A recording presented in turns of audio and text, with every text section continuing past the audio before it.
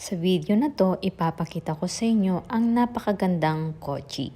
Dahil nga natapos na naming puntahan ang dalawang museum, ngayon naman ay maghahanap kami ng kakainan ng tanghalian. Ito ay isang malaking restaurant. Pwede rin kumain dito pero hindi na kami pumasok sa loob. Nag-enjoy pa ako maglakad. Ang gaganda ng mga struktura dito. Rin nila ang old design.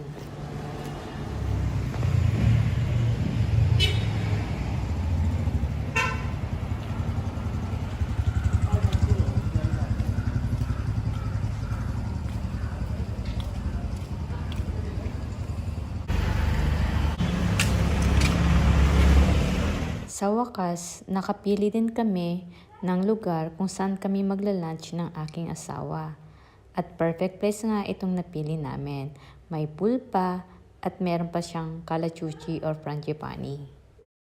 At gustong gusto ko din yung kulay ng kanilang restaurant. Red and white. Napakaganda ng team nila. Sobrang nagustuhan ko talaga. Parang mapapasarap ako ng pagkain dito. Mag-order nga lang kami ng seafood.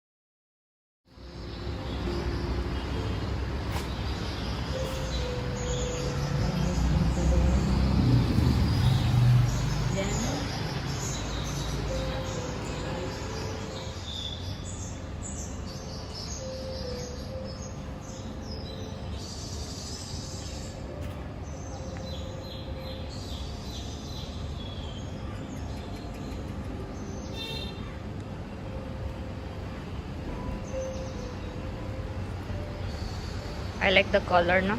White and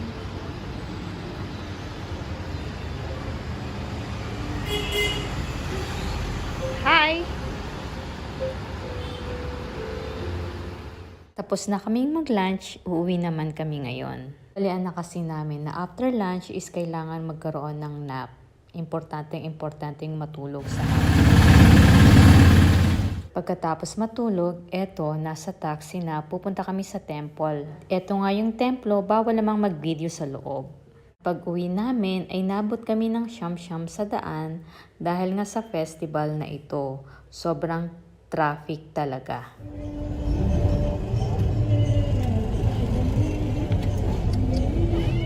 Salamat sa panonood at kung nagustuhan nyo ang video na to, please follow for more videos. Thank you for watching. Bye-bye until next time.